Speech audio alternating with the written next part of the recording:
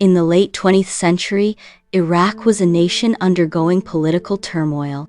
The Ba'ath Party, which had seized power in 1968, was dominated by ambitious leaders, but one figure would soon overshadow them all: Saddam Hussein. Born in 1937 in the village of Al-Auja, near Tikrit, Saddam grew up in hardship. His early years were shaped by violence and political ambition. By the 1950s, he had joined the Ba'ath Party, which promoted Arab nationalism and socialism. After a failed coup attempt in 1959 against Iraq's then leader, Abdul Karim Qasim, Saddam fled to Egypt, only returning when the Ba'athists took power in 1968. By the late 1970s, Saddam had consolidated power. He was known for his intelligence, ruthlessness, and political maneuvering. In 1979, President Ahmed Hassan al-Bakr was pressured into resigning, paving the way for Saddam to take full control as Iraq's new leader. Soon after, he launched a brutal purge against his rivals, eliminating anyone who threatened his rule. Under Saddam's leadership, Iraq underwent rapid modernization. He expanded the oil industry, improved infrastructure, and promoted economic growth. However, his rule was also marked by oppression. The Mukhabarat, his secret police, silenced dissent through fear, imprisonment, and execution. As the 1980s approached, Saddam was about to face his first major challenge, a war that would shape Iraq's future and his own legacy. As the 1980s began, Saddam Hussein saw an opportunity to expand Iraq's influence.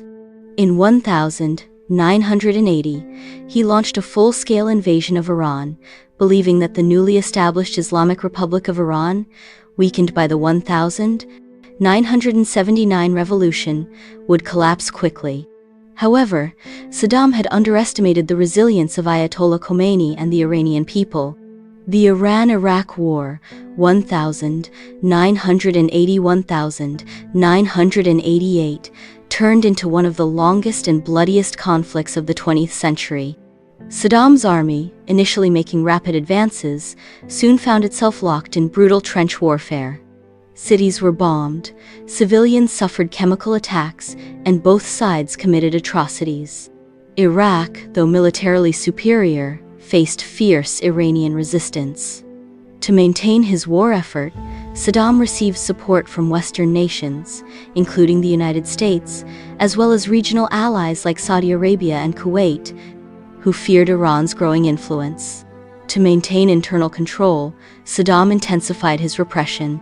The Anfal campaign, 1986-1989, targeted the Kurdish population in northern Iraq, accused of supporting Iran. Chemical weapons, including the infamous attack on Halabja in 1988, killed thousands. Despite international condemnation, Saddam remained defiant, portraying himself as the protector of Arab nationalism against Persian expansion. After 8 years of war, both sides were exhausted. In 1988, a ceasefire was declared, but Iraq was left in economic ruin. Saddam, needing funds to rebuild, turned his attention to a small but wealthy neighbor, Kuwait. His next move would plunge the region into another devastating conflict and set the stage for his downfall.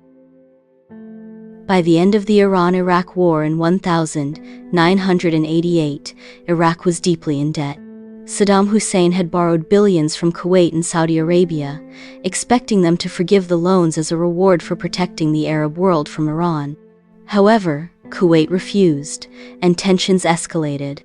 In August 1990, Saddam made a bold and reckless decision, ordered the invasion of Kuwait. Iraqi forces swiftly overran the small but oil-rich nation, and Saddam declared it the 19th province of Iraq.